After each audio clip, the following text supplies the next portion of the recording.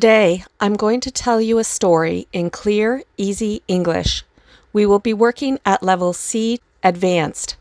Turn on the subtitles to see the translation in your own language. The secret I couldn't keep. Pamela always believed she understood the boundaries of loyalty, the invisible lines between what should be said and what must remain unspoken, even at personal cost. But that belief began to crumble the night she discovered a truth that would not stay quiet inside her chest. It started on a mild September evening, the kind when the sun stalls on the horizon, painting the city in warm copper light that makes everything look softer than it truly is. Pamela had just finished her shift at the museum. She worked in archival preservation, spending her days restoring fragile manuscripts and cataloging items the public rarely saw. She had always loved the stillness of that work, the quiet precision it demanded. That night, she stayed later than usual. A shipment of newly acquired letters had arrived, rumored to include the private correspondence of an influential political figure from decades earlier, letters that many believed had been destroyed. Her supervisor asked her to begin the intake process, and Pamela, always meticulous, agreed. She slipped on gloves, opened the first archival box, and inhaled the faint scent of aged ink and paper, the perfume of the past. But halfway through the second box, she noticed something that didn't belong there. A modern flash drive, tucked among the envelopes, unlabeled, ordinary, and deeply out of place. She frowned, thinking someone misfiled it. Out of habit, she logged the anomaly. But curiosity tugged at her like a persistent thread. When she was sure the museum had emptied for the night, she locked her office door, closed the blinds, and plugged the drive into her computer. A single folder appeared. Inside it, only one video file. Its title, a simple timestamp from 6 months earlier. Pamela hesitated, pulse quickening, then double-clicked. The footage opened to a dimly lit room, the camera positioned low as if hidden. 2 men entered the frame. One she recognized immediately, a high-profile city councilman. The other was someone she knew far better, Kyle Morton, her closest friend for over a decade. The man who had helped her move apartments twice, listened to her breakups, and once stayed up all night when her mother fell ill. Pamela's breath caught as the 2 men started talking. The councilman's tone was urgent, frustrated. Kyle's was calm, measured, the way he always was when handling complicated problems. But the content of their conversation stunned her. They discussed a bribery scheme involving zoning approvals, shell companies, and a development project that had been debated in the news for months, always surrounded by whispers of corruption, whispers the councilman had publicly denied. Kyle, shockingly, seemed to be mediating, coordinating money transfers and messaging, ensuring incriminating documents never resurfaced. Pamela stared, her throat tightening into a knot she couldn't swallow. She replayed the video, hoping she misunderstood. Kyle, the man who once brought flowers to her father's funeral because she couldn't speak through her grief long enough to ask for help? Surely there was context missing. The video ended abruptly, as if someone had removed the camera mid-recording. Pamela ejected the drive with trembling fingers, feeling as though she'd stepped into someone else's life, one filled with shadowed alleys and hidden motives. She barely slept that night. Every time she closed her eyes, she pictured Kyle's calm expression in that dim room, the smooth way he talked about illegal money as if he were discussing the weather. The following morning, she found Kyle waiting outside the museum entrance. He waved when he saw her, smiling easily, but Pamela felt a sharp jolt behind her ribs, fear mixed with a kind of grief. "Coffee before we work?" he asked. They had done this dozens of times, but today his presence felt heavier, like the air around him had thickened overnight. Pamela forced a smile and agreed. They walked 2 blocks to their usual cafe. Kyle chatted about small things, traffic, weekend plans, a book he had finally finished.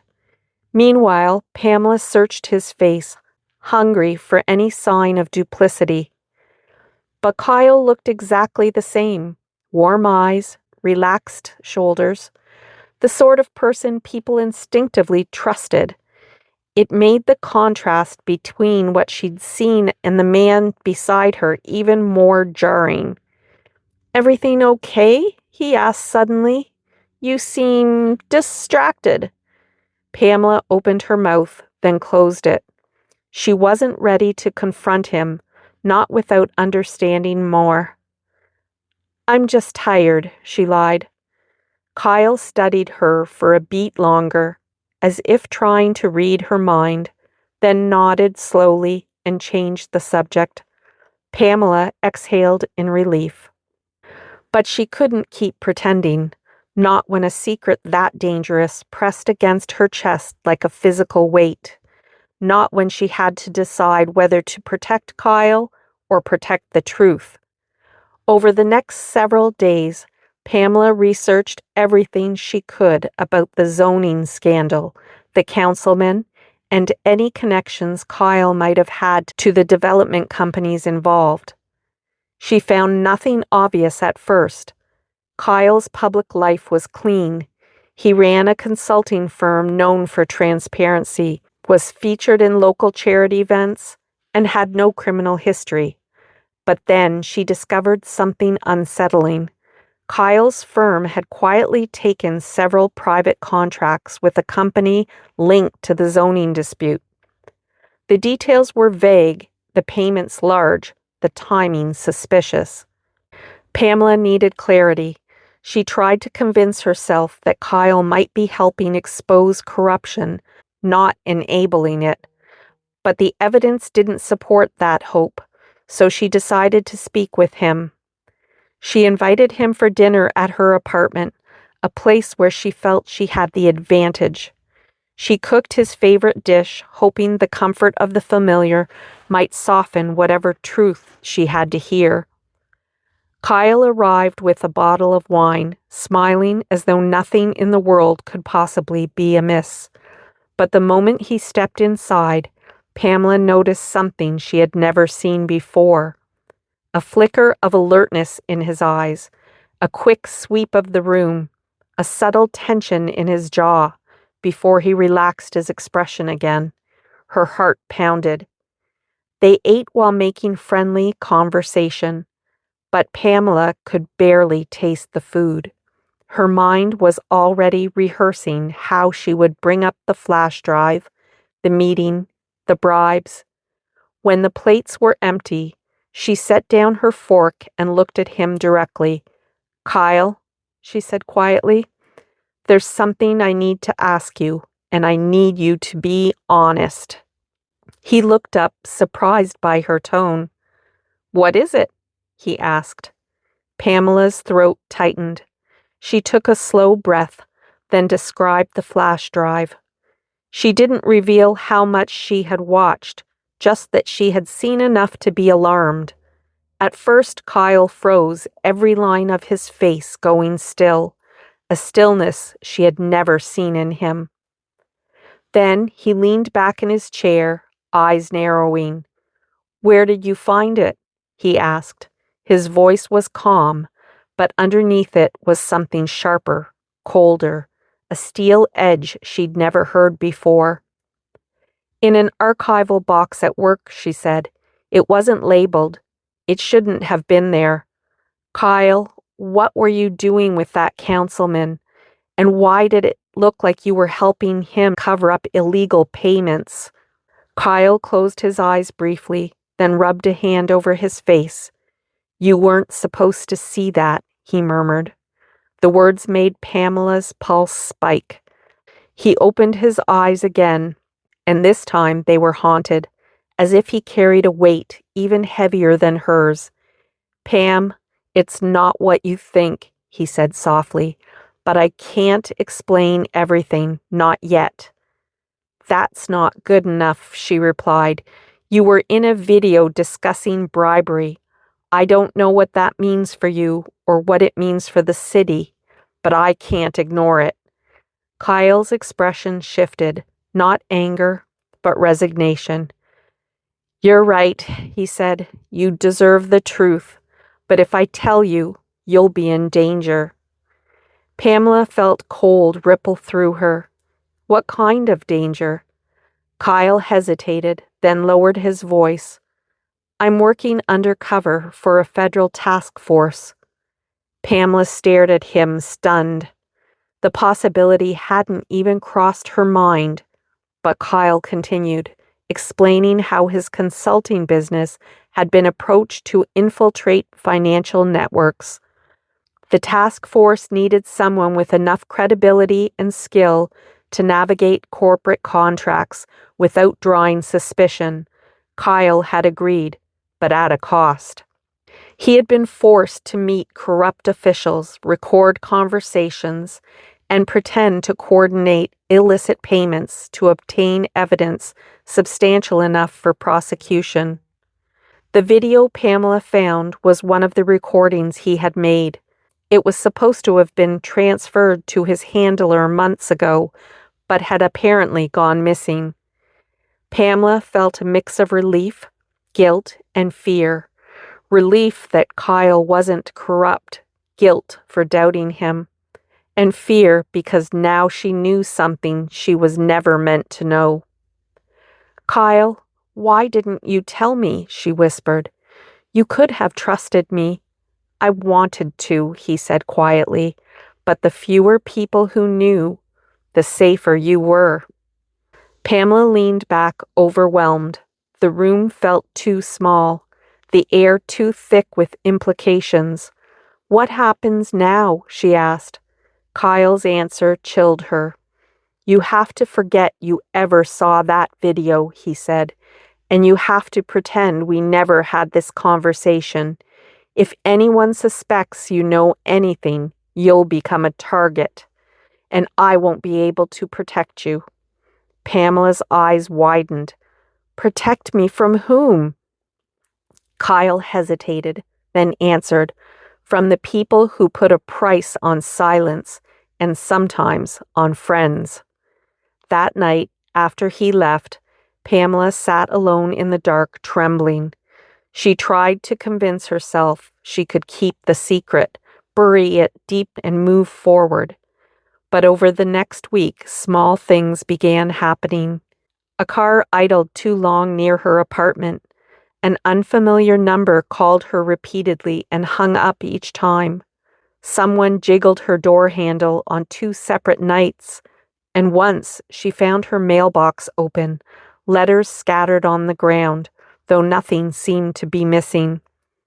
The fear grew until it was impossible to ignore. Pamela reached out to Kyle again, but he didn't answer his phone. The silence from him was more terrifying than the threatening signs themselves. Then, one evening, as Pamela walked home from the grocery store, a voice behind her whispered her name. She spun around and saw a man she didn't recognize. He smiled without warmth and stepped closer. Some things are too dangerous to know, he said. Stop asking questions. Then he walked away as calmly as he'd appeared. Pamela's legs shook so badly she had to lean against a wall. She knew then that keeping Kyle's secret was no longer safe or possible. She made her decision the next morning. With trembling hands, she printed a detailed account of the flash drive, the video, and the threats she'd received.